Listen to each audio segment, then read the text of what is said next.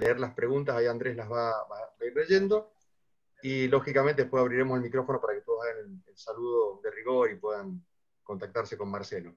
Como es estilo en nuestras actividades, tanto la de la Fundación Furdetra como la agrupación Diálogo Plural, siempre que viene un invitado, invitamos a alguien, le da la bienvenida y la presentación a aquel que lo ha invitado.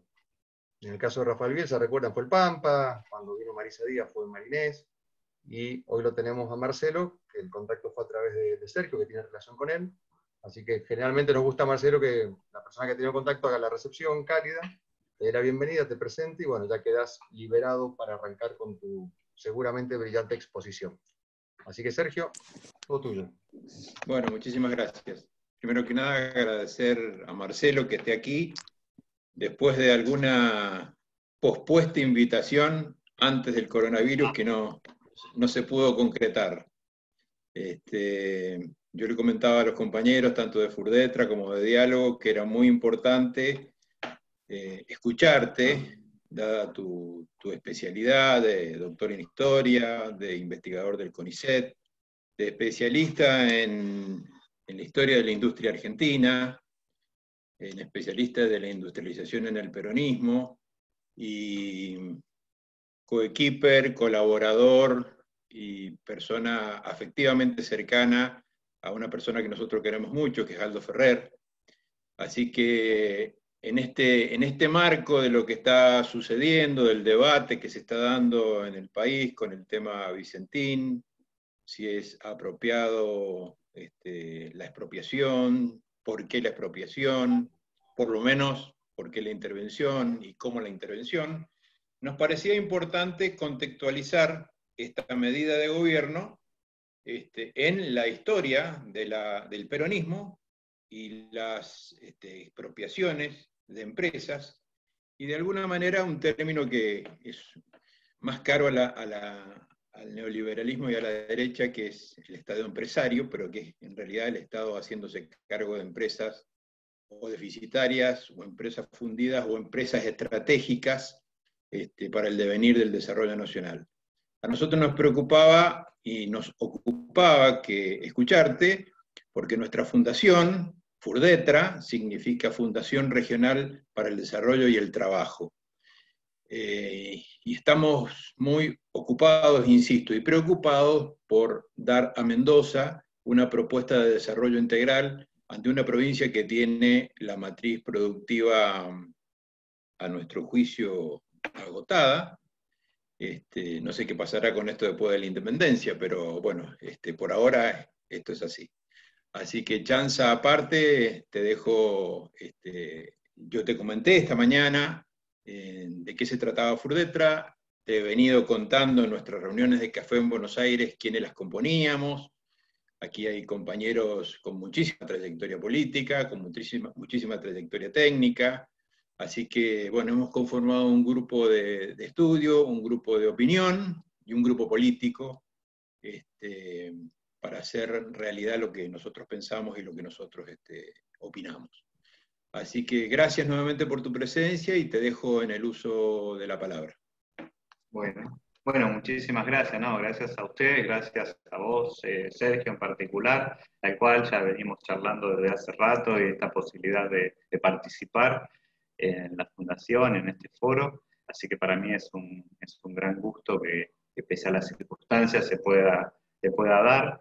Me alegra también que hayas mencionado a Aldo Ferrer, porque yo creo que es uno de esos intelectuales que pensaron el desarrollo de la Argentina, bueno, durante más de 60 años en realidad, y se lo extraña, ¿no? Se extraña ese tipo de voces, ese tipo de reflexiones respecto a, bueno, a las cuestiones macroeconómicas de la Argentina, pero respecto sobre todo a una posición más estratégica o a una idea de plan, de futuro, digamos, de la economía argentina, donde la industria obviamente tiene que tener un rol significativo y destacado, ¿no? Una de las ideas de Ferrer siempre insistía con la idea de que un proyecto, digamos, neoliberal dejaba fuera, lo dijo en el año 77, durante la dictadura militar, enfrentándose a Martínez de Hoz, una de las voces más importantes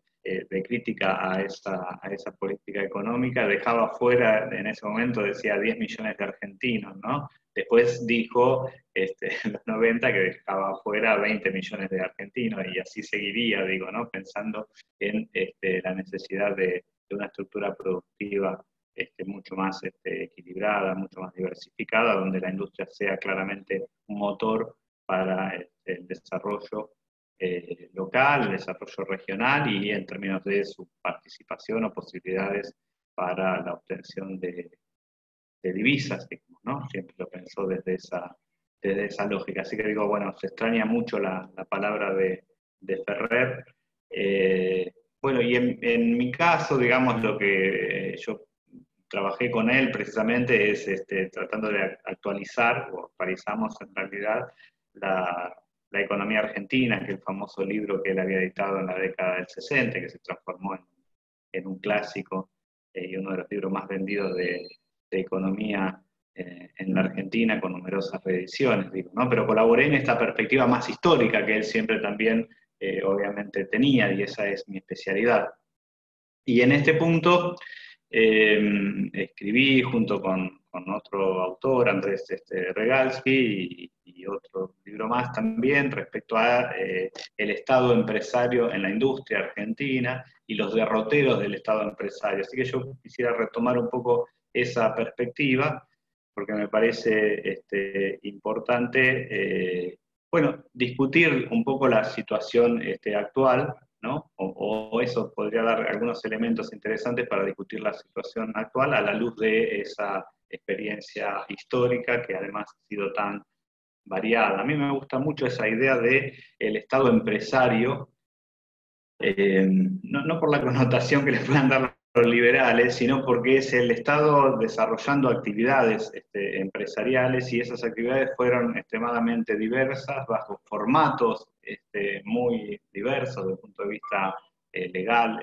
administrativo, en casos fueron reparticiones, fueron agencias, fueron empresas públicas, o fue a través de la participación del Estado en empresas privadas o empresas estatales, en realidad empresas privadas con capital mayoritario estatal. Es decir, hay una míriada de formaciones, de experiencias, de casos concretos de intervención del Estado que asumió tareas empresariales. Entonces me gusta más esta idea de pensar como Estado empresario y no tener una caracterización que pueda acotar y que pueda reducir su importancia a la hora de ser productor de bienes y servicios.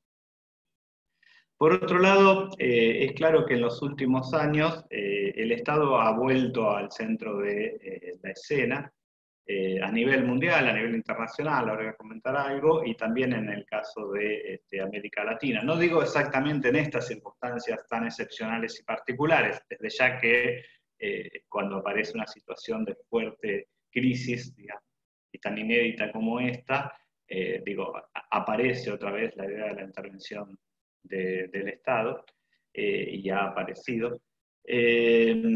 Sino, digamos, fue una oleada, si se quiere, de rescate de la intervención estatal, sobre todo luego en el escenario de América Latina, luego de las privatizaciones del contexto de los años 90, luego del predominio de las políticas neoliberales, del consenso de Washington, etc.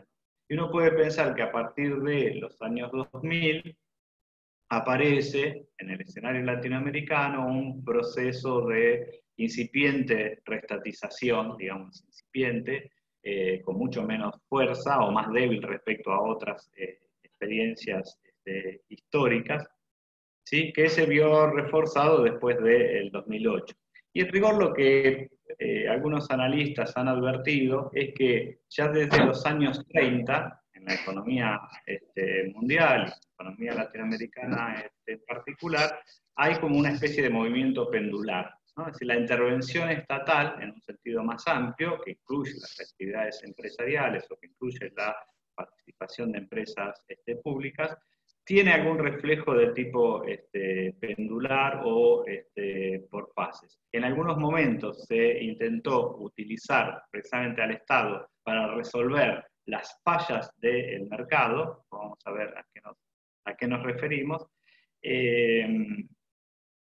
y en algún otro momento se utilizó, digamos, o se criticó esa intervención estatal y en realidad se pretendió resolver las fallas del el Estado a través de las reformas de mercado, ¿no? Es decir, hay como una situación de crítica a que la economía, digamos, librada al libre juego de las fuerzas del mercado no funciona y es necesaria la intervención estatal, y por momentos pareció suponerse que esa intervención pública en exceso o desmedida generaba determinadas ineficiencias y determinadas fallas que era necesario corregir y que esas se corregían precisamente a través de las reformas de mercado. Claramente esta es la posición predominante de los años 90, que incluye la idea de que las empresas públicas son ineficientes per se, que en realidad que la intervención estatal y sobre todo las actividades empresariales del Estado son ineficientes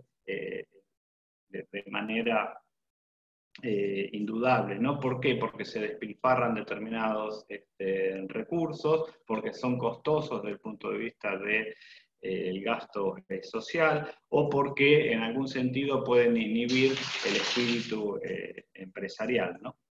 Si estas ideas fueron las predominantes en el contexto de los años 90, a partir de los años 2000, para poner una fecha, se fueron dejando en el espacio latinoamericano en parte de lado, decíamos, una cierta incipiente revalorización del rol del Estado. Básicamente, ¿por qué? Por la crisis precisamente de los modelos de mercado, de los modelos neoliberales, de los modelos que habían enfatizado en la crítica a la intervención estatal. Y esa idea que aparece incipiente en el contexto de los años 2000, principio de los años 2000, digo, más en general, todavía no estoy llevándolo directamente al caso de la Argentina, fue reforzada a partir del 2008, ¿no? Es decir, la crisis internacional a partir del 2008 instala, de algún modo, como respuesta inmediata, estas nacionalizaciones de emergencia, las nacionalizaciones de los bancos, de compañías de seguro, etc. Y por lo tanto, digamos, se cuestionó claramente la eficiencia del mercado per se. Digo, así como en los 90 se cuestionó el Estado era ineficiente per se, digamos, a partir del 2008 aparece una idea de discusión de la eficiencia del mercado per se que está en cuestionamiento, ¿no? Hay algunos desarrollos teóricos en este plano, algunos trabajos de Mariana Mazzucato que fueron muy difundidos y muy interesantes respecto a, bueno, el rol que siempre ha tenido el Estado para movilizar determinados desarrollos tecnológicos y que en las empresas privadas o en determinados mercados regulados por las empresas privadas siempre atrás aparece, si uno tira de la piola, la innovación tecnológica, el apoyo financiero, el peso que ha tenido el sector público, digo, y esto se ha difundido y ha generado un cierto consenso respecto a esta mayor intervención estatal después de 2008. Y en el plano más específico de América Latina, no solo son ideas, no solo son ideas, porque, por ejemplo, hay algunos países que resistieron además mejor las circunstancias del neoliberalismo, del consenso de Washington y ese tipo de avance, o el avance de ese tipo de políticas, como pueden ser en algún sentido el sostenimiento de algunas empresas públicas. Estoy pensando en el caso de Chile con la Corporación Nacional de Cobre, o Brasil con el caso de Petrobras, ¿no? En el caso de Bolivia y de Venezuela, a partir de los años 2000 también se revirtieron en cierta medida las políticas de privatización, en algunos casos se avanzó mucho más.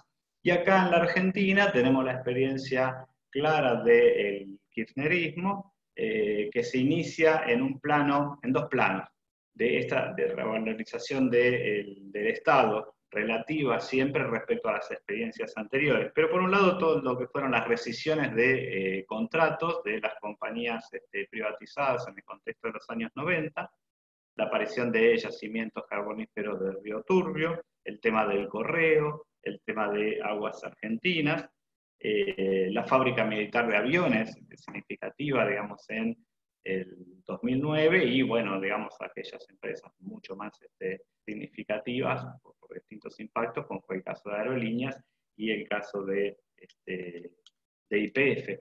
Pero a esto, digamos, se le sumó la creación también de algunas nuevas empresas, ¿sí? Que se sumaron a aquellas empresas que habían sobrevivido de la oleada privatizadora. Muy pocas, porque en el caso de la Argentina este proceso fue muy, pero muy fuerte, y uno podía pensar hasta exagerado en el plano de lo que ocurrió en otros países del espacio latinoamericano. Pero bueno, estuvo el caso de Enarsa, independientemente de lo que haya sucedido con Enarsa, el caso de Arsat, etcétera, que digo, se sumaron a aquellas empresas que habían quedado en manos del sector militar, básicamente dedicadas a explosivos, etc.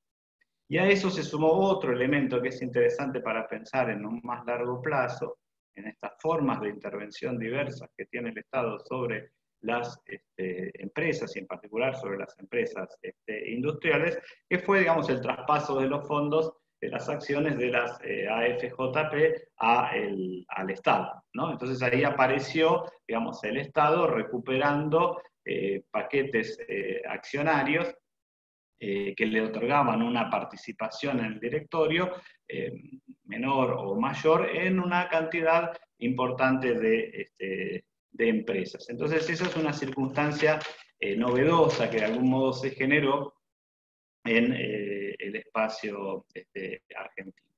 Ahora, la idea es que esta renovada presencia de empresas estatales, como yo les decía, es parte de un proceso más amplio con sus idas y vueltas y sus bemoles, y es interesante no solo por su interés histórico, digamos, sino por las circunstancias actuales o lo que puede brindar en términos de pistas para entender, digamos, y contextualizar las circunstancias que se presentan actualmente, ¿no? Así que yo lo que les propongo es repasar un poquito estas fases de intervención estatal, pensando en esta lógica para adelantar alguna idea de la diversidad de esa intervención. Y en esta fase rescatar algunos hitos, ¿sí? Nombrar al menos algunos hechos, algunos procesos históricos concretos, algunas empresas concretas, y tratar de pensar ¿por qué el Estado interviene? O sea, ¿por qué intervino el Estado en distintas circunstancias? ¿No? Es decir, tratándonos de sacarnos esta idea que está muy arraigada, digamos, y difundida en el conjunto de la población, de que esa intervención estatal supone el estatismo, supone el intervencionismo, supone el nacionalismo, supone la soberanía económica, etcétera, digo, ¿no? Es todo el combo que de algún modo está vinculado a ese proceso de intervención. Esto es una construcción de algún momento histórico específico, ¿sí? Pero con eso todavía estamos de algún modo lidiando hoy o discutiéndolo en gran medida en esa clave. Para ir rápidamente, digamos, en las primeras fases, y uno piensa a fines del siglo XIX, la intervención estatal es muy temprana. Pensando en el caso argentino, que más o menos acompaña una dinámica mundial y en especial latinoamericana, pero esa intervención ¿dónde se da? Se da a partir de los bancos, el Banco de la Provincia, el Banco Hipotecario, digamos, ¿no? Después el Banco Nación, se da en las obras de salubridad, en las obras sanitarias, ¿no? Que tienen que ver con la infraestructura de servicios, se da en el puerto, se dan los ferrocarriles, ¿sí? Básicamente los ferrocarriles son principalmente compañías extranjeras a las cuales el Estado les brinda una serie de condiciones para que puedan radicarse, pero digamos no como empresas públicas, pero sí empieza a aparecer el ferrocarril estatal como una herramienta de integración y como una herramienta de desarrollo que es bien significativo. Entonces uno puede encontrar que el rol del Estado allí, que asume estas actividades no industriales, sino en el área básicamente de servicios, tiene que ver con generar estas condiciones para el crecimiento económico, ¿no? Pero aún dentro de esa dinámica de, podemos decir, el modelo de extraversión, del modelo agroexportador, que va a tener su ciclo hasta 1930, aparecen algunas cosas significativas. Y una de ellas es precisamente la creación de YPF, ¿sí? En la década del 20, principio de la década del 20.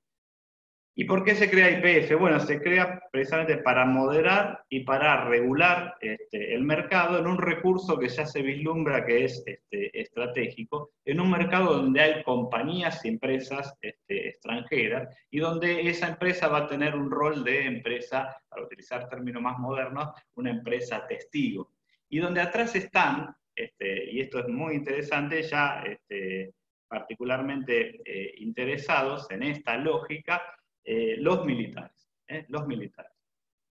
Si uno ubica, digamos, esa creación de YPF y luego, digamos, hay una ley secreta durante el gobierno de Alvear que ya señala la necesidad de crear algunas industrias básicas, y finalmente la creación de la fábrica militar de aviones, esta que yo les comentaba que fue, digamos, vuelta a estatizar en el 2009, en el año 27, atrás aparecen los militares o los requerimientos militares en la lógica de la creación de estas empresas industriales. En un contexto, si quieren ustedes, ideológico, donde aparece la idea de la movilización industrial por parte de los militares, la necesidad de la defensa y del bastarse a sí mismo que encarna de algún modo el gobierno de Alvear en ese contexto, cierta idea de autarquía económica necesaria para sobrellevar los problemas del ciclo económico, los problemas de la economía,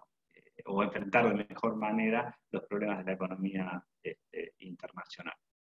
Pues ahí aparece una lógica muy diferente a la que venía, en todo caso, respecto a la intervención estatal y a las actividades empresariales del Estado. A partir de los años 30, con la crisis económica internacional, hay un cambio muy significativo y hay una legitimación muy importante de la intervención estatal que desde el punto de vista teórico va a tener su resolución a partir de la obra de Keynes, ¿no? Se discute en ese contexto la idea del dirigismo estatal. O sea, en realidad la idea del libre mercado empieza a ser cuestionada fuertemente, y aparecen mecanismos de regulación. Es decir, el Estado interviene a través de la regulación en distintos planos. En el plano monetario, financiero, a través del Banco Central, la creación del Banco Central, la propuesta de Presbich, un banco que actúe, digamos, contra el ciclo económico, que, digamos, permita atenuar los efectos negativos y positivos del ciclo económico. Ese banco no es un banco estatal, pero, digamos, tiene un control importante por parte del Estado, y en ese mismo contexto interesante es el IMIB, digo, el instituto que se crea para resolver los problemas de los bancos que habían sido afectados por la crisis y para liquidar algunos bancos, ¿no?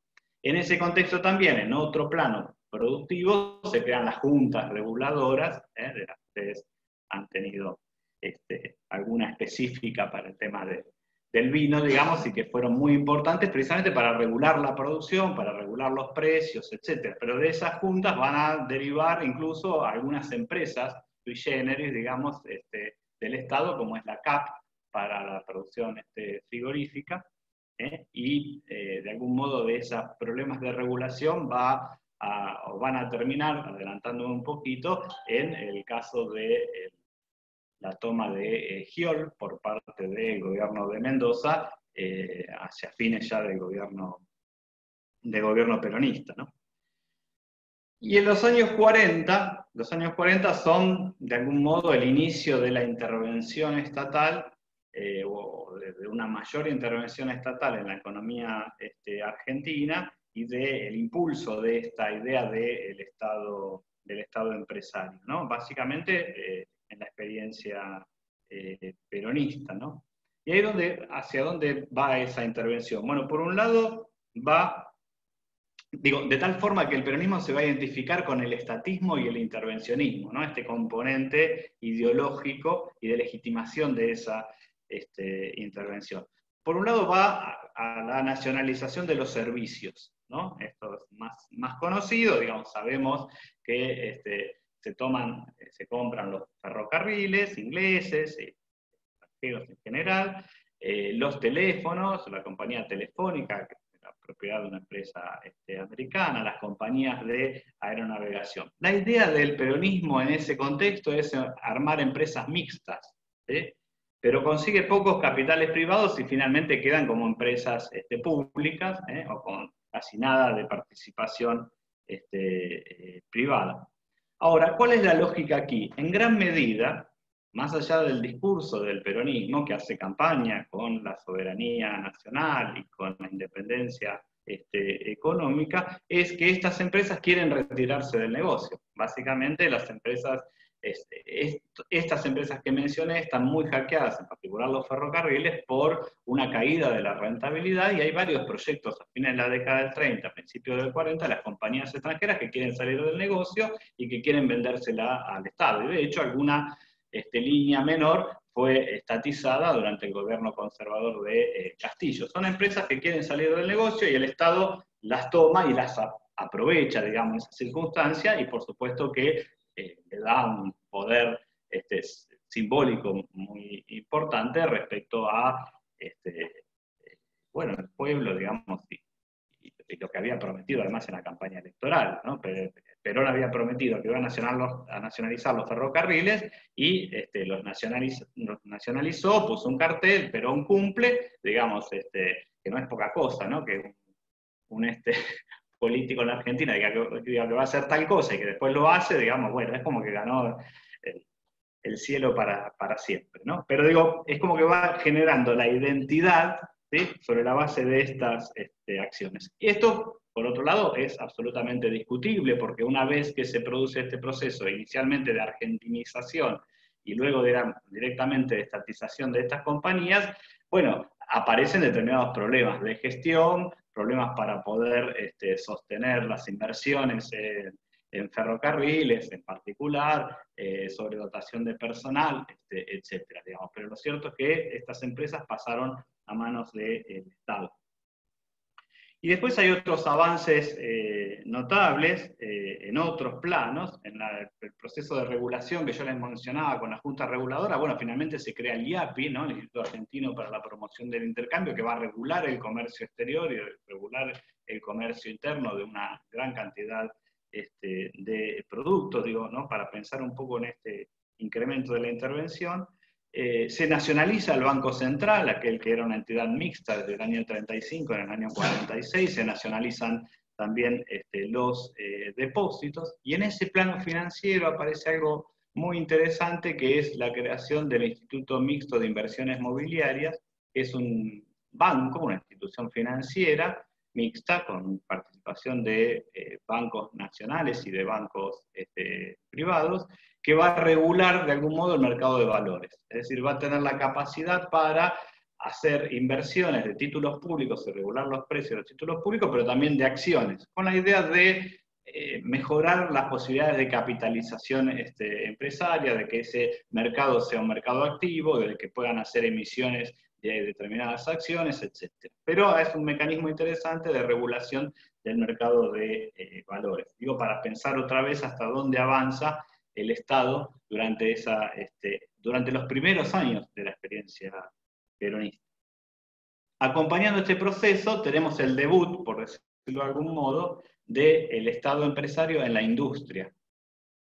Ya lo había hecho de algún modo con la Fábrica Militar de Aviones, lo hace con la Dirección General de Fabricaciones Militares, que se crea en 1941, antes de la experiencia peronista, pero durante el peronismo se crea la DINIE, la Dirección Nacional de Industria del Estado, que va a agrupar a una treintena de empresas alemanas que habían quedado bajo la Junta de Disposición Final de la Propiedad Enemiga, investigadas por ser propiedad alemana, ¿no? El Estado se queda con estas empresas, algunas son muy importantes, como Bayer o Siemens, y unas constructoras muy importantes, y el Estado arma como una especie de holding público, ¿sí?, que le da una capacidad de acción en los mercados donde actuaban estas empresas muy, pero muy significativa, ¿sí?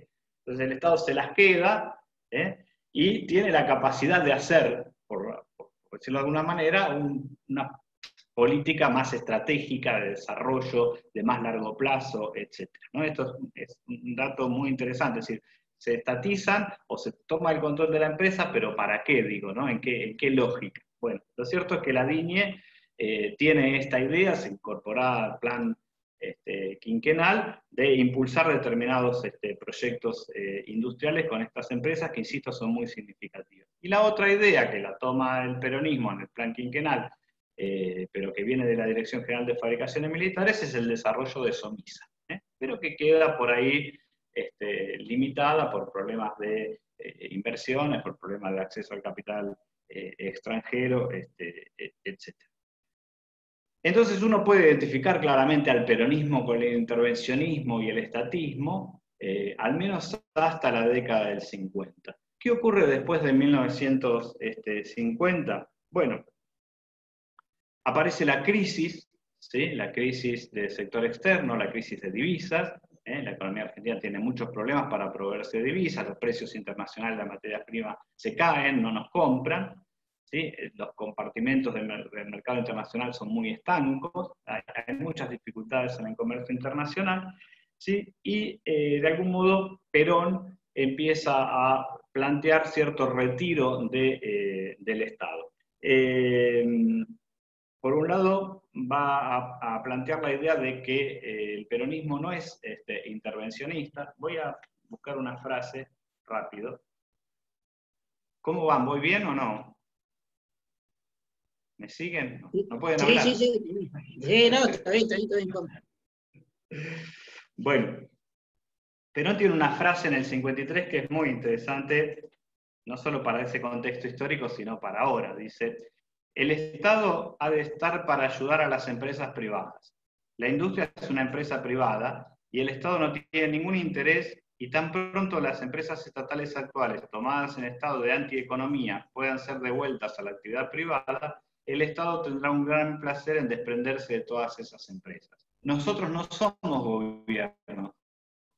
Nosotros somos gobierno, no somos industriales. Nosotros no queremos industrias porque nos dan mucha pérdida, y quizás a ustedes les puedan dar ganancia. En eso vamos a estar muy de acuerdo. Les habla a los industriales en ese contexto. Y poco después va a decir, nosotros no somos intervencionistas ni antiintervencionistas, somos realistas. El que se dice intervencionista no sabe lo que dice, hay que ubicarse de acuerdo con lo que exigen las circunstancias. Las circunstancias imponen la solución, no hay sistemas ni métodos en economía. Después dice, bueno, presentado una determinada situación, le vamos a dar una determinada solución. Es decir, que Perón hace gala de cierto pragmatismo, pero en ese pragmatismo pretende de algún modo retirar, digamos, la intervención del Estado, retirar la idea del Estado empresario.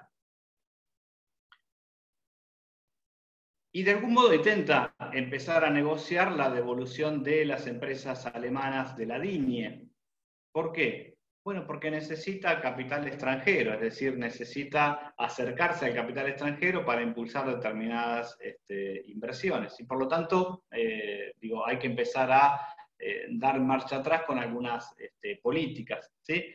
Entonces aparece esta idea. No obstante, en el año 54, el Estado se hace cargo del grupo Bember, que venía de un litigio muy anterior, digamos, por un juicio, digamos, de muy largo plazo, y que termina de estallar ahí a comienzos de los años 50, y el Estado entonces toma el control de esas empresas, que son varias plantas, y de la cervecería, intenta armar una cooperativa, pero digamos también queda enredado dentro de esta idea de atraer o de hacerse más, de generar una serie de facilidades para la atracción del capital extranjero.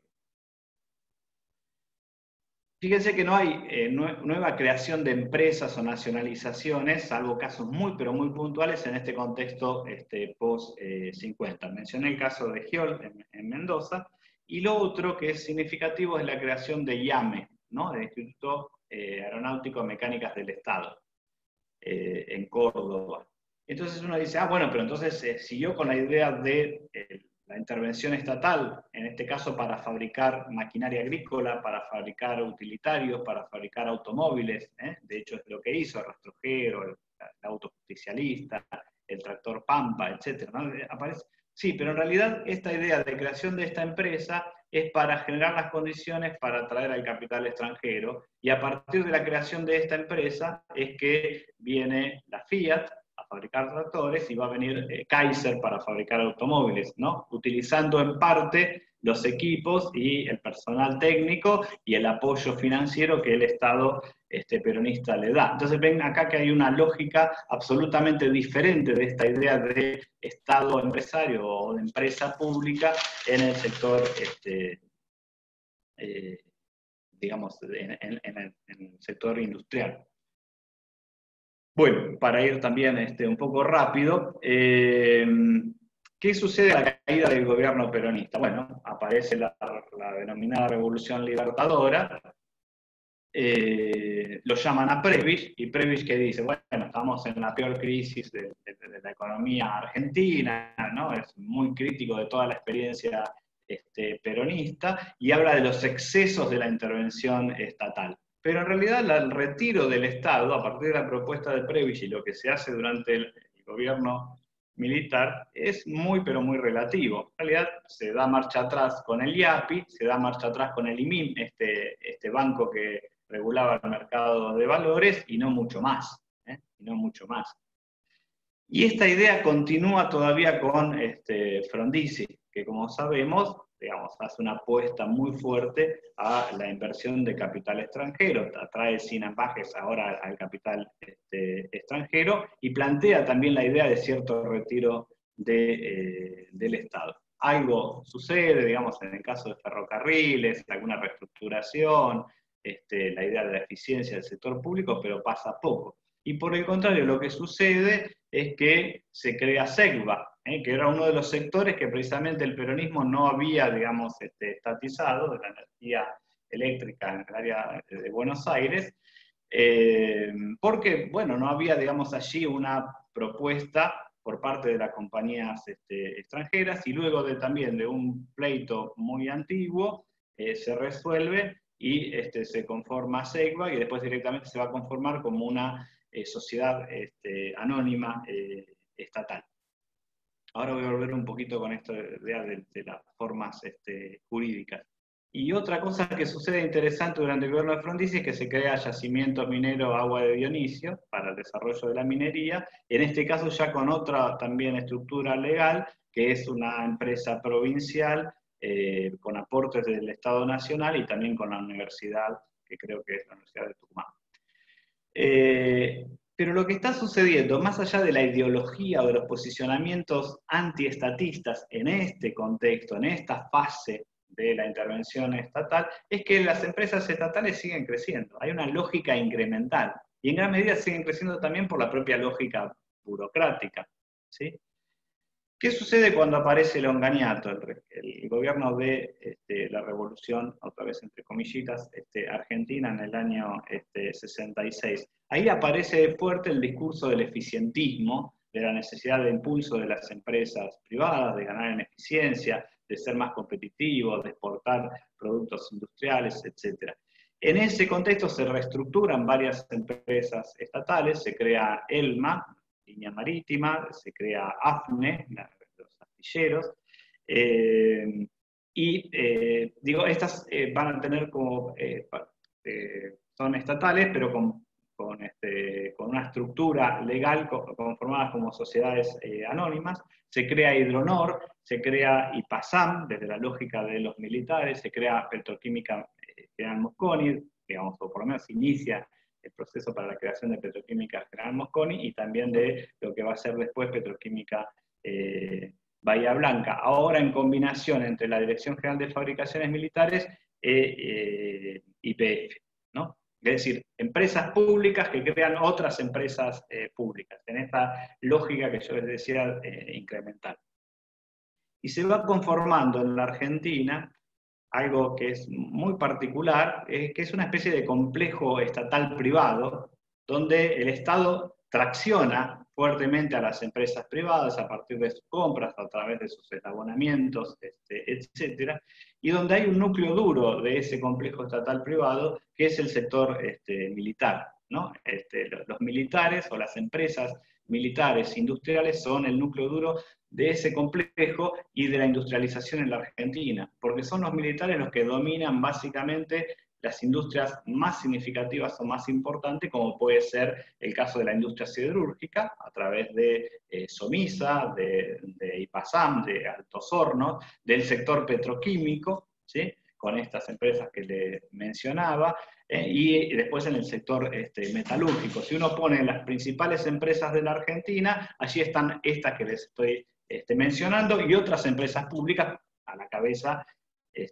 YPF y Somisa son las dos principales empresas de la Argentina por ese entonces. Y esto da una característica también muy particular, porque uno puede decir que la industrialización en la Argentina fue diseñada o coordinada en gran medida por la presencia de estos sectores militares, que como empresarios son muy particulares, por llamarlo de alguna manera, son los que se ha denominado los empresarios de uniforme, ¿no? Que no solo están en las empresas públicas, sino que, bueno, cuando están en el gobierno directamente están en toda la estructura de los ministerios, etcétera, pero también están en los organismos vinculados al desarrollo, el CONADE, en el CFI, etcétera, ¿no? Entonces ahí se va conformando un Estado empresario que tiene, digamos, a empresarios estatales o empresarios burocráticos o empresarios de uniforme militares directamente. Es algo, digamos, para reflexionar, que nos queda un poquito al costado de lo que yo quería plantear acá, pero que es importante mencionar. Pero hay otra dinámica, conjuntamente con este proceso, que se revela con fuerza en el contexto de los años 60, que es la participación del Estado en las empresas privadas, ¿sí? El Estado empieza a participar, ya venía participando, pero empieza a participar con fuerza en las empresas privadas, y esto se desarrolla a partir de tres instrumentos, por decirlo de alguna manera. Por un lado, el Estado empieza a promover una serie de grandes empresas, de proyectos estratégicos, en los que participa o con la infraestructura, o con los créditos, o con un aporte de capital. Me refiero a los casos de Aluar, me refiero al caso de Propulsora Siderúrgica, me refiero al caso de Álcalis de la Patagonia, etc., ¿no? Es decir, ahí hay como grandes proyectos donde el Estado de algún modo participa, aunque, digamos, en una proporción menor en términos del capital. Por otro lado, y más significativo a la hora de lo que estamos mirando, el Estado lleva adelante una intervención en empresas privadas a través de lo que fue la Ley de Rehabilitación de Empresas, ¿sí? En el año 67, en el marco de la política económica de Krieger-Bacena, en el marco de este discurso eficientista, el Estado saca una ley que es la Ley de Rehabilitación de Empresas. Es decir, que el Estado va a tratar de sostener a un conjunto de empresas industriales que tienen problemas, que han entrado en crisis, ¿sí? Que han tenido problemas de tipo financiero, básicamente. Y esto es producto de una situación que se ha generado desde el contexto de los años 60, y en particular de la irrupción del capital extranjero durante la experiencia desarrollista, que ha desplazado, ¿sí?, a las empresas de capital nacional. Ahí hay una discusión muy interesante que es la pérdida de peso de los empresarios nacionales. Entonces, cuando se armaban los listados de las grandes empresas de la Argentina, estaban estas estatales y después estaban las empresas extranjeras, ¿no? Estaba la Ford, estaba las empresas automotrices, empresas químicas, etc. Y después se venían las empresas nacionales o de empresarios nacionales. Y ahí se arma, digamos, un debate interesante respecto a, bueno, cuáles son los empresarios que van a acompañar el desarrollo económico. Muchas de estas empresas sufrieron crisis por pérdidas de mercado, desplazamientos de mercado, o por la situación de inestabilidad macroeconómica o de las políticas económicas, la inestabilidad ambiental institucional de la Argentina de esos años, en particular la crisis del 62-63, que es particularmente fuerte, especialmente fuerte, perdón, con respecto al sector industrial, y de las devaluaciones. O sea, las devaluaciones impactaron muy negativamente sobre muchas empresas argentinas que se habían endeudado en el exterior para acompañar de algún modo el proceso de inversiones que impulsaba el desarrollismo. Pero no estoy hablando de una sola empresa, hay algunas que son muy significativas, sino que estoy hablando de 160 empresas que entran dentro del régimen de rehabilitación, ¿sí? 160 empresas que son algunas importantes en los rubros donde actúan, básicamente textiles y metalúrgicas, y que, digamos, están hablando de un panorama de la industria argentina. Les voy a dar un ejemplo, porque en definitiva la ley de rehabilitación de empresas se llamó así para no llamarla ley SIAM. Es el caso de SIAM, digo, ¿no? La empresa SIAM Di Tela, la empresa industrial más grande de la Argentina hacia 1960, no solo de la Argentina, más grande de América Latina, si uno saca las empresas petroleras en la década del 60, con más de 15.000 empleados, con una estructura muy diversificada, ¿sí? Sufre enormemente la presencia bueno, porque va a esa aventura de producir automóviles de las empresas extranjeras en ese rubro, sufre problemas de competencia también en el rubro tradicional de la línea blanca que producía, tiene algunos problemas fuertes de obsolescencia y sufre muy fuerte las devaluaciones de la época de Pinedo durante el gobierno de Guido. Entonces la empresa entra en un descalabro financiero, intenta distintas estrategias, ya está a cargo de la empresa Guido Di Tella, pero digamos no las puede resolver. ¿Y qué hace la empresa? No paga, básicamente se financia no pagando los impuestos, tiene una deuda fenomenal con la DGI y de cargas previsionales y deudas con los bancos estatales, etc. Dentro de la ley de rehabilitación de empresa, lo que el Estado hace es decir, bueno, nosotros te financiamos, tratamos de solventarte, pero digamos, podemos transformar acciones, a cambio, acciones preferidas que pueden llegar a ser transformadas en acciones ordinarias. Bueno, la historia es un poco conocida, lo que sucede es que esa empresa digamos, pide un crédito para pagar las deudas y cuando llega el primer vencimiento pide un crédito para pagar el primer vencimiento y se hace eterno y el Estado le paga, digamos, a los salarios y la operatoria, digamos, corriente de esa empresa y de otras que están en una situación similar, hasta que llega un momento donde los empresarios deciden retirarse de ese negocio, se quedan con las posiciones más rentables, algunas empresas que estaban en el exterior, en Uruguay y en Brasil, y algunas locales que funcionaban más o menos bien, y le ceden, digamos, por un contrato, la empresa al Estado en el año 71. Así sucede con otras empresas que entran dentro del régimen de rehabilitación, estoy pensando en la Cantábrica, en Opalina Zurlingan, en la Bernalesa, empresas que son muy significativas en esos años, por ahí no les dicen mucho ahora, pero que entran, digamos, en una situación están en una situación de convocatoria de acreedores, pero que a través de la ley de rehabilitación el Estado la sostiene y finalmente quedan en poder del Estado. Y finalmente, en el año 72, se dicta una ley que dice que las empresas no quiebran. Es decir, si las empresas no pueden ser rehabilitadas, esas empresas quedan en manos del Estado. El Estado tiene que hacerse cargo de esas empresas. Y yo digo, ¿por qué sucede esto? Digo, en un gobierno de ideología liberal, Krieger-Bacena, el eficientismo, etc. Bueno, básicamente por una cuestión social y una cuestión política, porque no podían darse el lujo, entre comillas, el gobierno de Onganía, de que quebrara SIAM o que quebrara esta empresa, sobre todo después del Cordobazo, ¿no? Lo que implicaba desde el punto de vista social para ese régimen político. Entonces, digo, ahí hay una cuestión que lleva a que estas empresas queden en manos del Estado, independientemente de las circunstancias que llevaron a su crisis, ¿no? Después voy a volver con esta idea ya hacia el final, para ver, porque dentro de esas 160 empresas, en principio hay empresas que tienen problemas de tipo financieros y transitorios, donde el Estado puede ayudarlas con créditos como hacen y llega un momento que, bueno, saldrán adelante. Hay otras empresas que no son económicamente inviables por cómo ha cambiado el mercado, ¿sí?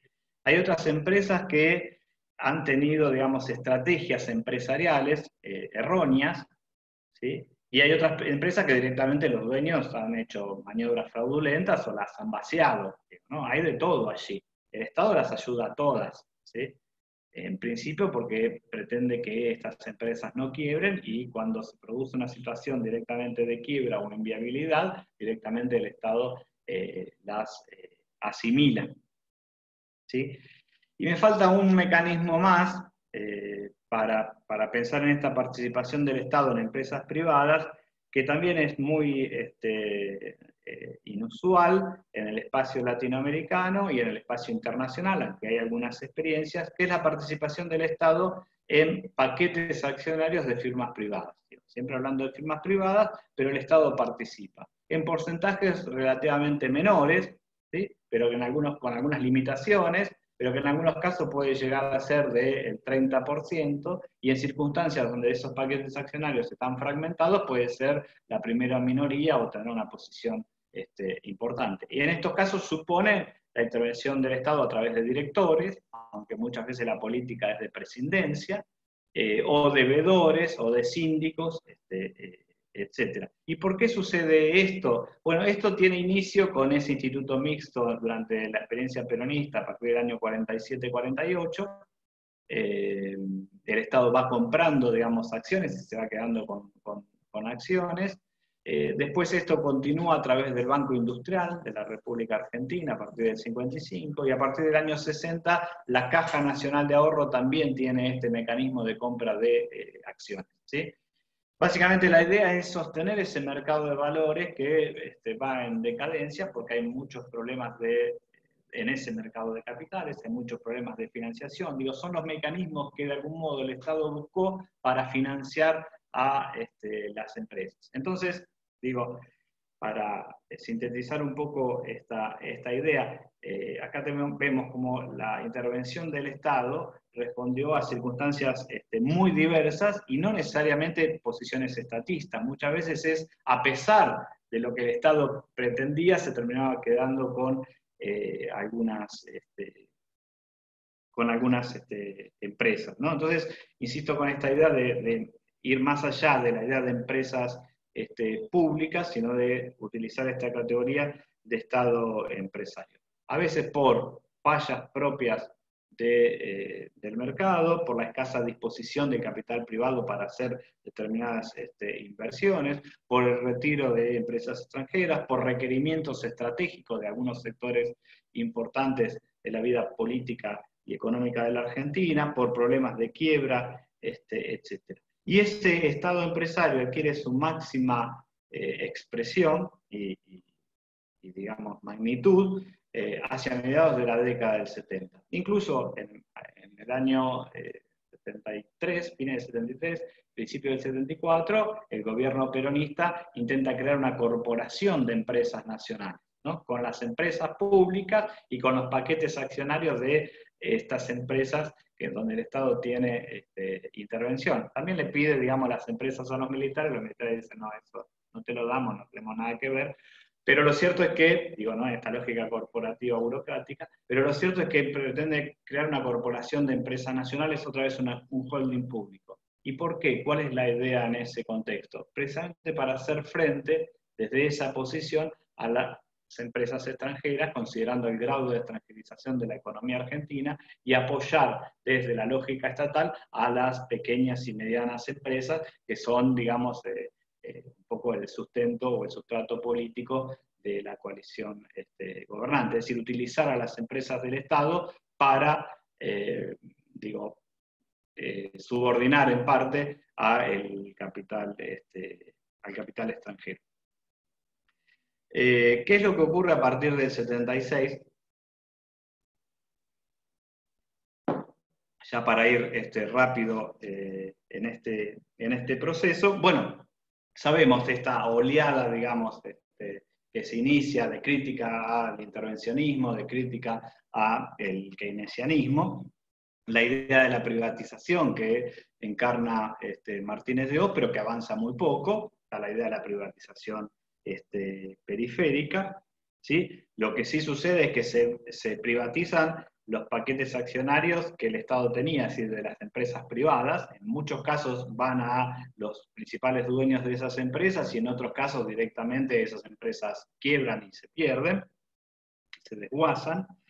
¿Sí? Y conjuntamente con esa lógica de privatización aparecen algunas estatizaciones, que son significativas también. El caso de la Ítalo, lo que había quedado como remanente de las compañías de electricidad, digo, dentro del gobierno de Martínez de Hoz, bueno, y algunas situaciones de quiebras o crisis de empresas, como fue el caso de Sacetru y el caso que les toca más de cerca, que es el del grupo Greco en ese contexto, ¿no? Y esto se va a acompañar o va a continuar, digo, con idas y vueltas, pero no pueden, por ejemplo, privatizar las grandes empresas del Estado, ni mucho menos las militares, ni siquiera pueden privatizar en ese contexto SIAM, digo, ¿no? Aunque pretenden desmembrarlas, sus plantas, ¿no? O la Cantábrica.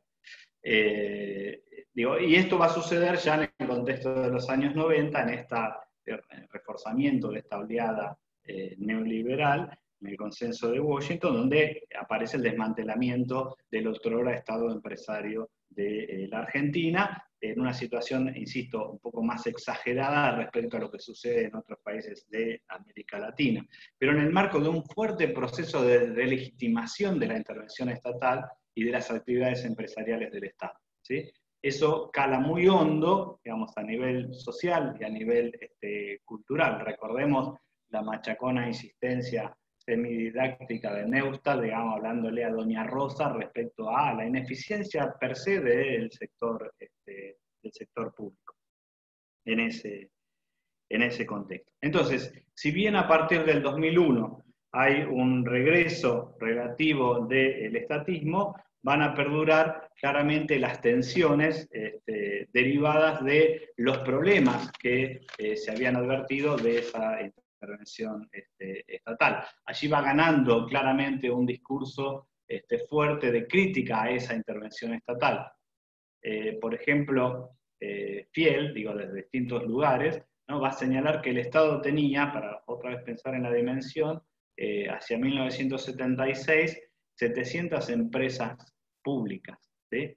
Entonces decía que tenía hasta salones de baile, hoteles por supuesto que sí los tenía, salones de baile no lo pude comprobar, pero lo debería tener, etcétera, digamos, el Estado en esta campaña, digamos, de fuerte crítica y de legitimación, y allí estaban todos los males de la economía argentina, por el gasto público, por la ineficiencia del sector, por lo que eso implicaba a nivel macroeconómico, problemas de inflación, etcétera, ¿no?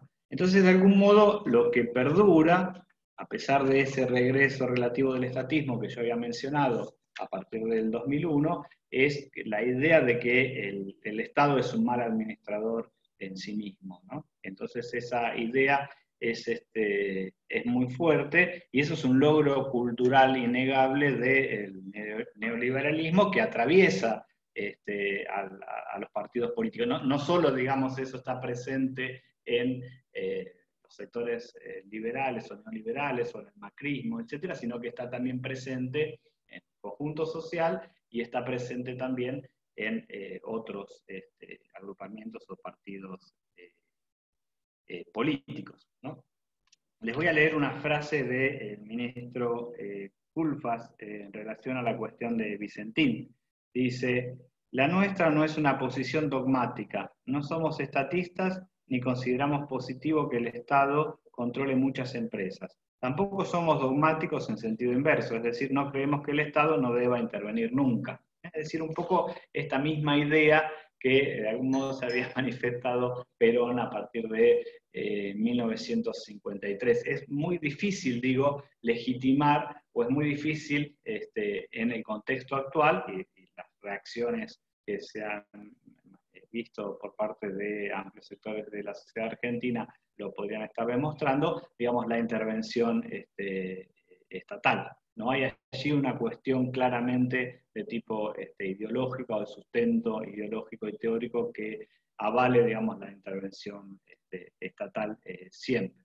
Entonces, la última reflexión es pensar en el Estado para qué, digo, ¿no? ¿Para qué debería intervenir el Estado? ¿Por qué el Estado debería intervenir en determinadas circunstancias? Siempre sacando de esa bruma de la cuestión de tipo más ideológica, ¿no?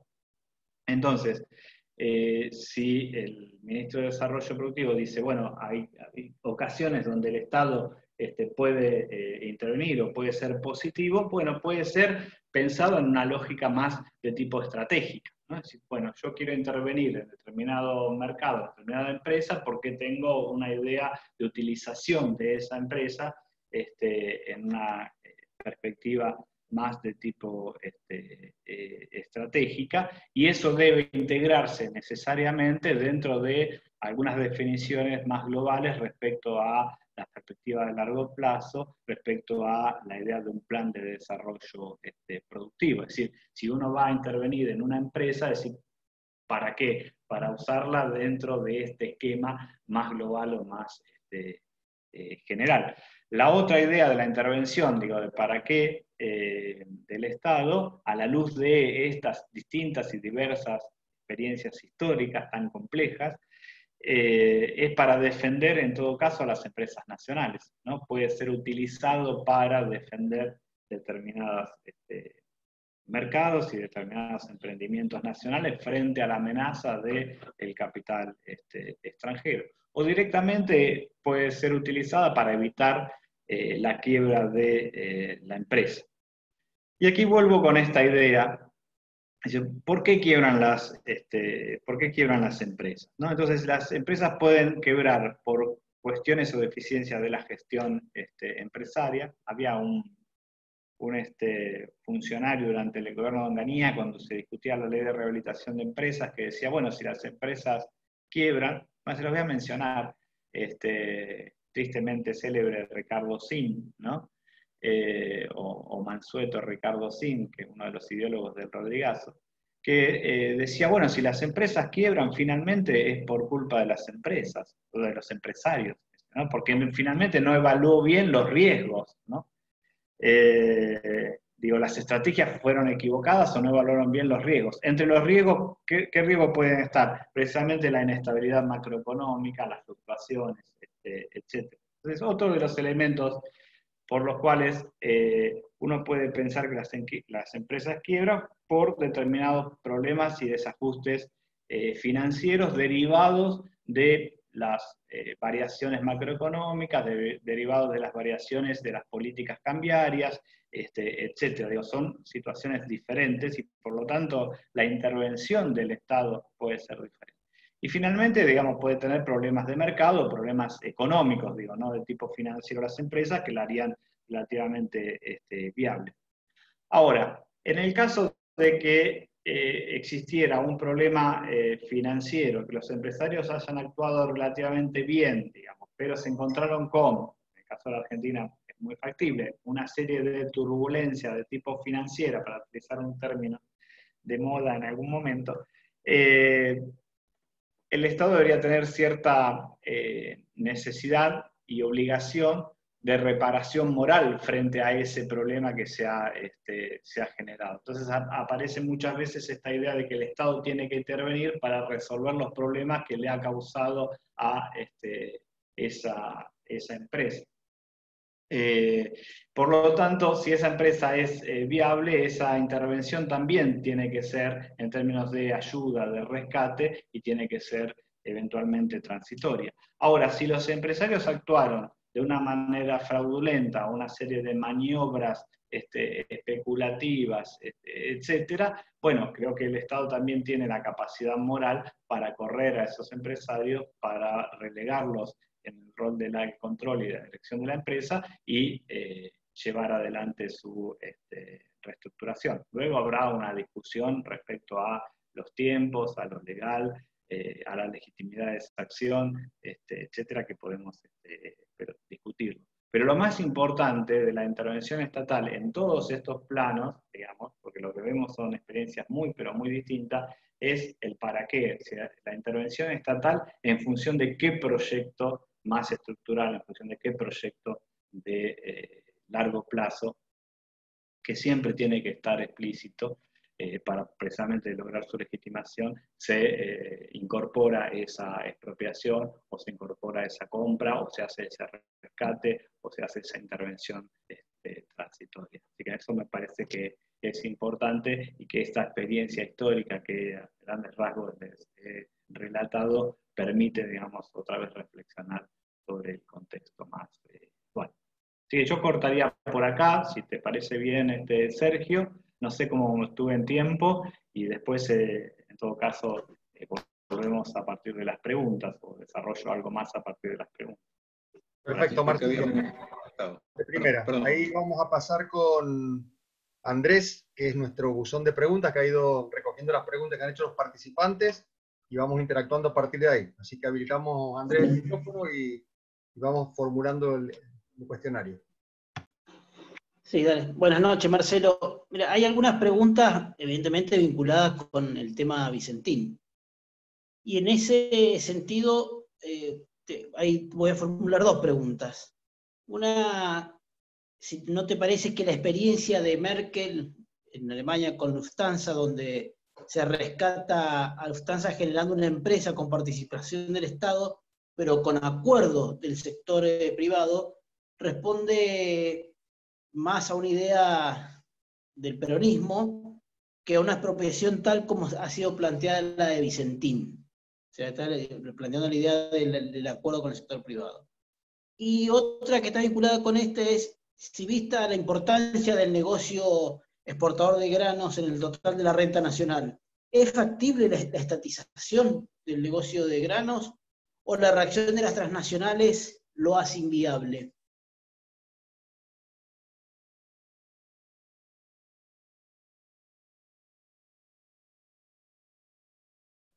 No sé si respondo o vamos sumando preguntas. ¿Cómo es la dinámica? No, dale, responde Marcelo de a una. Vamos. Bueno, Claro. sí, digo, hasta por ahí. Digo, tengo mis limitaciones como historiador económico. Pero bueno, respecto a lo que planteas de Lufthansa y ese acuerdo, esa ayuda y ese acuerdo con los directivos, yo otra vez insisto acá, lo más importante es estudiar y tener un conocimiento muy claro de cuáles son las causas que llevaron a Vicentín a esta situación. Son causas de errores de estrategia, de errores de gestión empresarial, de maniobras dolosas por parte de los empresarios. Sí, digo, hay muchos indicios en ese sentido, sobre todo para pensar en los últimos créditos, las últimas acciones, respecto a ventas, etcétera, ya hacia el final de este proceso. Si esto responde, digamos, a un problema de variación cambiaria que particularmente los afectó, y sería absolutamente lógico entenderlo desde ese punto de vista, o si hay otro tipo de problemas más generales de mercado respecto a las empresas extranjeras, que no me parece que sea el caso.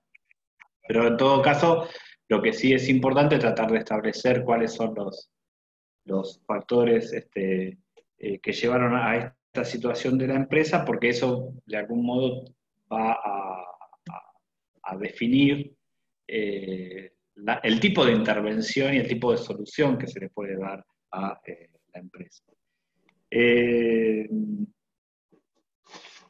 Por supuesto que esto está todo mediado, digamos, por la dinámica finalmente política. Lo que no veo que haya en el peronismo, ¿sí? Y en esto quizás quise insistir, a partir de la propia experiencia histórica y de algunas citas, algún basamento filosófico, ideológico, político, teórico, en favor de un tipo de solución o de otro tipo de solución.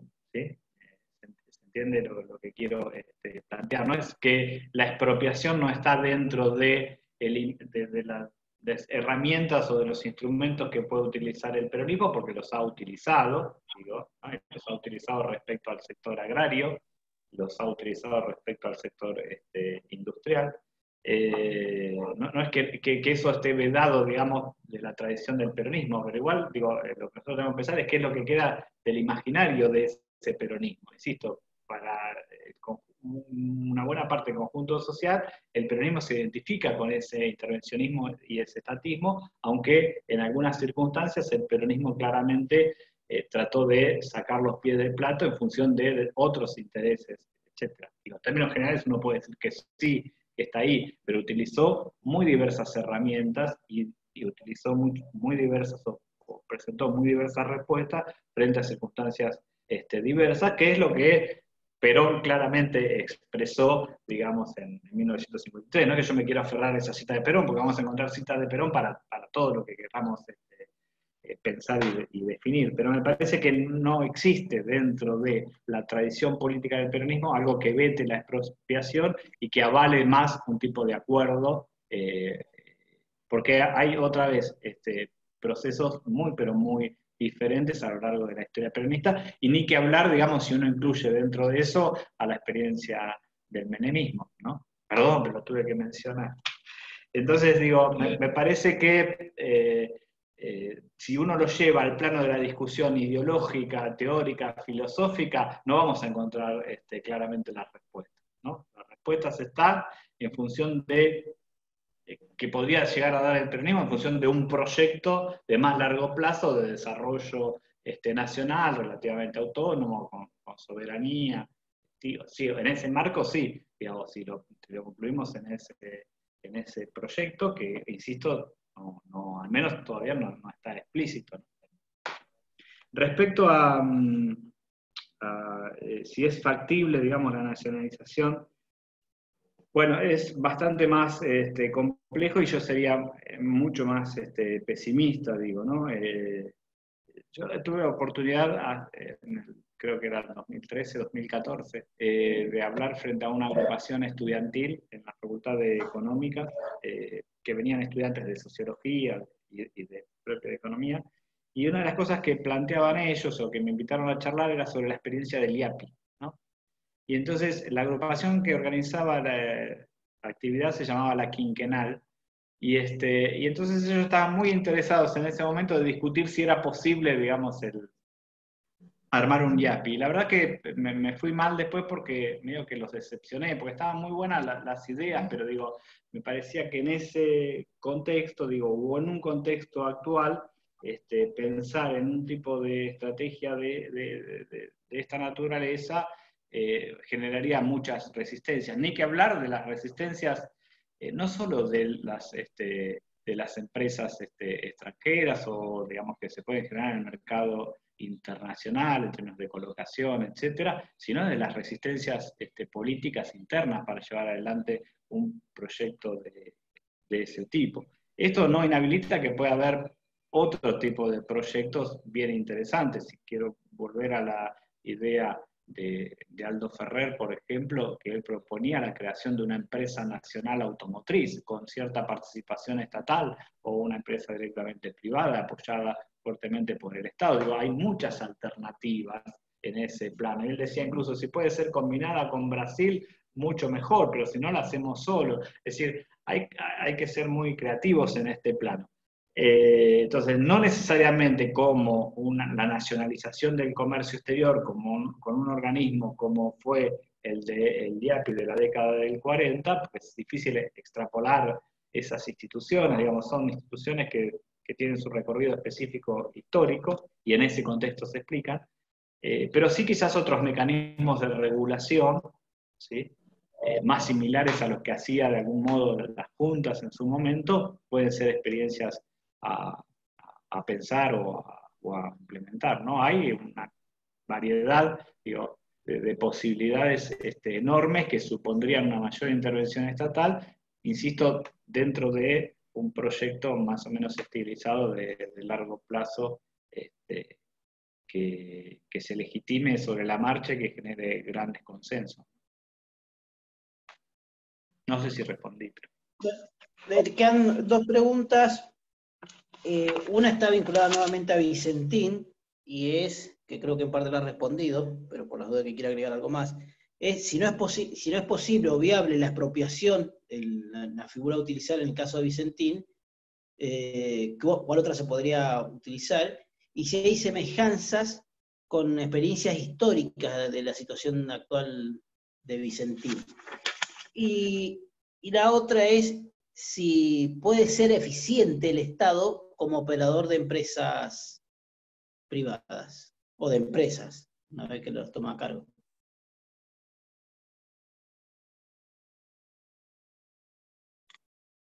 Adelante, Marcelo. Había dicho una genialidad, ahora me lo olvidé.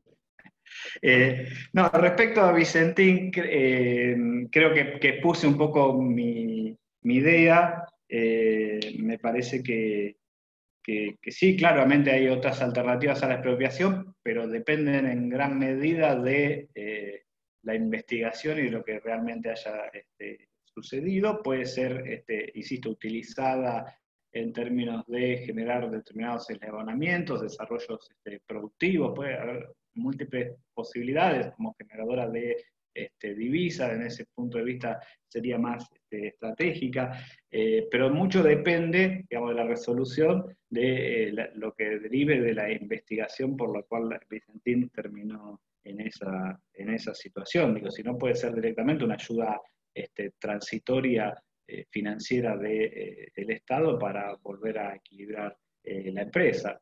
No me parece la situación más probable, ¿no? Respecto al tema de la eficiencia del Estado, creo que, claro, en la exposición esto no quedó expresado, pero sí cuestioné esta idea de que el Estado sea ineficiente per se, que ese es un argumento del neoliberalismo, y que el Estado cumplió una serie de intervenciones que fueron exitosas, al menos para lograr cierto desarrollo económico y social más inclusivo, para utilizar un término más actual, no de uso en aquella época, en particular desde la irrupción del peronismo y al menos hasta mediados de los años 70. Digo, esa intervención del Estado que se asocia en definitiva a empresas industriales o participación en empresas industriales dentro de un proceso de industrialización que fue el de sustitución de importaciones, pero que también tuvo una capacidad significativa para redefinirse, para avanzar en términos de productividad, para avanzar en términos tecnológicos, para avanzar en términos de su participación en el comercio exterior, digo, con sus límites dentro de ese marco, generó una sociedad extremadamente más rica y más igualitaria, y de hecho estamos hoy, digamos, en los datos del Producto Bruto Per Cápita de 1974, es decir, ese pico nunca más se logró, digamos, con sus vaivenes, digamos, a partir de la crisis del año 75 y de la predominancia de políticas que hicieron del retiro del Estado su razón de ser, digamos, ¿no? Y la justificación del mercado. Y lo que se generó fue una sociedad extremadamente más pobre, más desigualitaria, que es la sociedad que nos enfrentamos hoy. Entonces yo creo que el Estado fue eficiente en impulsar determinadas actividades industriales, con muchos problemas, que fue demonizado en todo caso como parte de una leyenda negra que instaló el neoliberalismo en los años 90, y que puede ser rescatado, y que hay muchas experiencias que pueden ser rescatadas, y yo creo que en parte esta revalorización del Estado que aparece a partir de los años 2000 y 2008 en particular, y quién sabe después del proceso de la pandemia, tiene muchos elementos positivos que hay que considerar. Marcelo, las últimas dos te hago. Una está vinculada al tema coyuntural de la pandemia y el aumento de la pobreza, y qué piensa que tendría que hacer la participación de las empresas estatales en los programas de acción de gobierno, tal vez vinculado también incluso a la pospandemia. Y lo otro es si en términos generales se puede hacer un balance en este corto o largo recorrido que ha hecho vos respecto de las estatizaciones, de los principales éxitos y fracasos que se pueden visualizar. Bueno, estoy, ¿no? En relación a la cuestión de las empresas estatales, vos decís en la Argentina en particular, creo que pueden hacer mucho y poco a la vez, digamos. Depende de los sectores, ¿no? Depende de los sectores en los que actúan. Una cosa es aerolíneas, otra cosa es YPF, etcétera, pero me parece que sí, en todo lo que es cierta posibilidad de reconversión específica en términos de investigación y desarrollo, en términos de medicamentos, etcétera.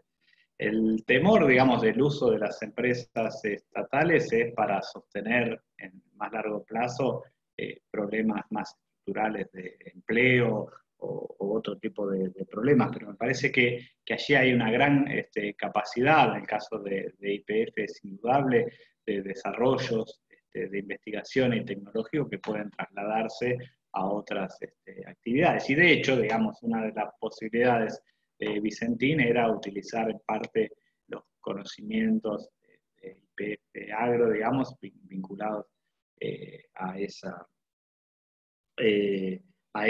empresa o a ese sector. Es decir, hay posibilidades de utilización de estas empresas para generar algunos enlabonamientos o encadenamientos positivos. Lo mismo sucede en el caso del remanente de empresas militares que tienen cierta capacidad metalúrgica, que en parte se habían empezado a ensayar a partir del 2012, dentro de lo que llamó el polo tecnológico de la defensa, con eslabonamientos y vínculos con empresas privadas para el desarrollo de producción metalmecánica, de maquinarias, de determinados equipos para la producción minera, para explosivos, para la producción minera, etc. O sea, hay como muchas posibilidades de utilización en ese plano, que trasciende, digamos, las circunstancias específicas de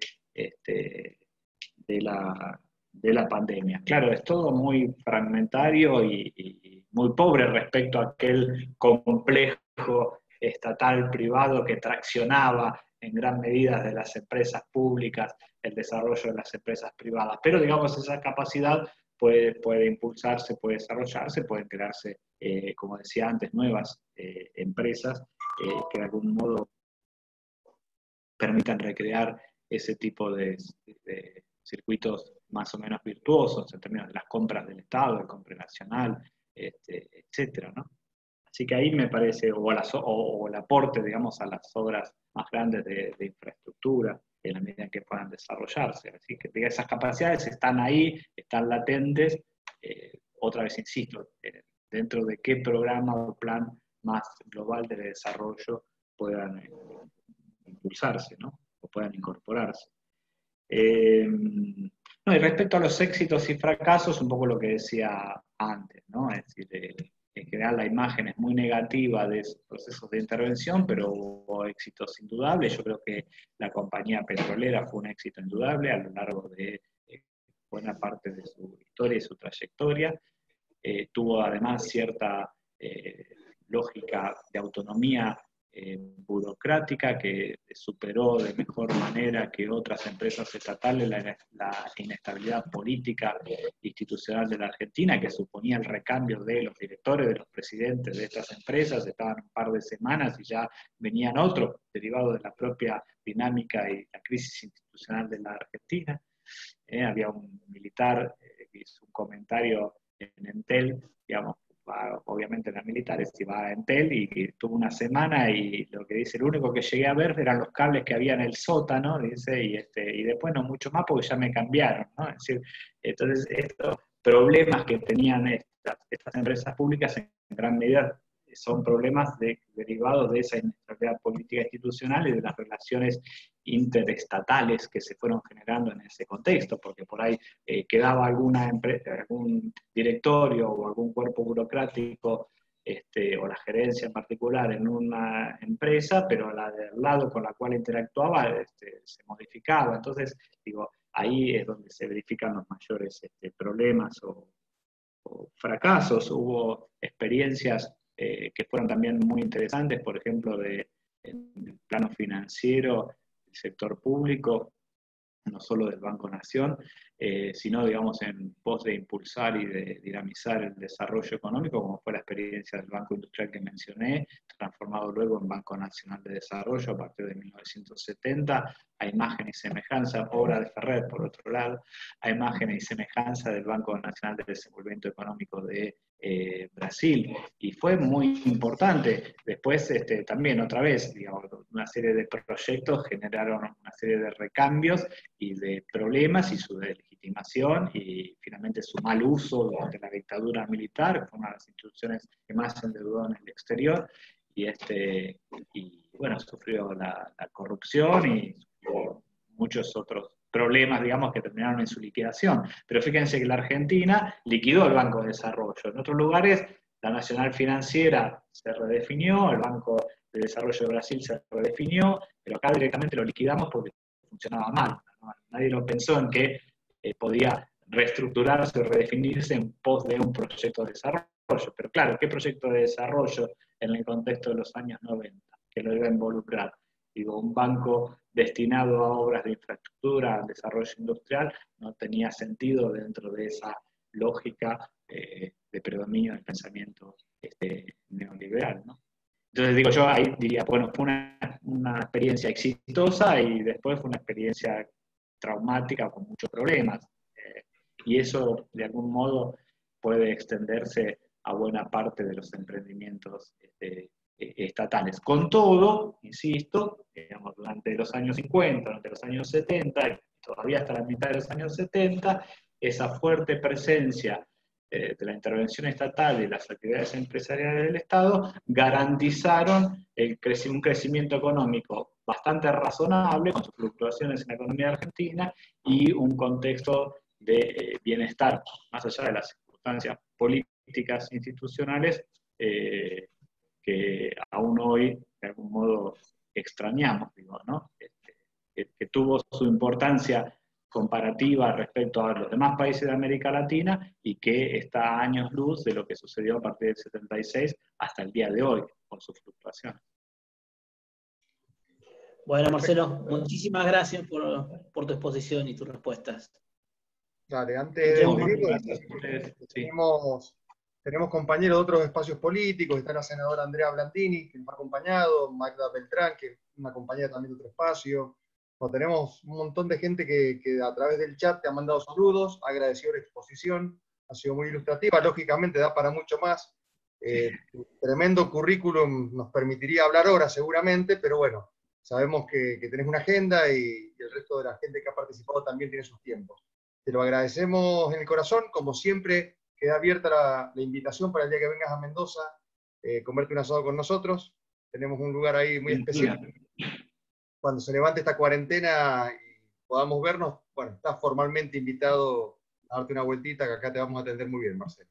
Muchísimas gracias. Seguro, sí, me encantaría. Bueno, no, muchísimas gracias a ustedes y gracias en particular a Sergio por este vínculo y este contacto, y ya estaremos haciendo nuevas cosas a medida que podamos. Dale, muchas gracias, Marcelo, por tu participación, sinceramente, muy amable. Ahora voy a tratar de leer los comentarios. Gracias. Muchas gracias, hasta luego. Hasta luego. Chao. Hasta luego, compañeros.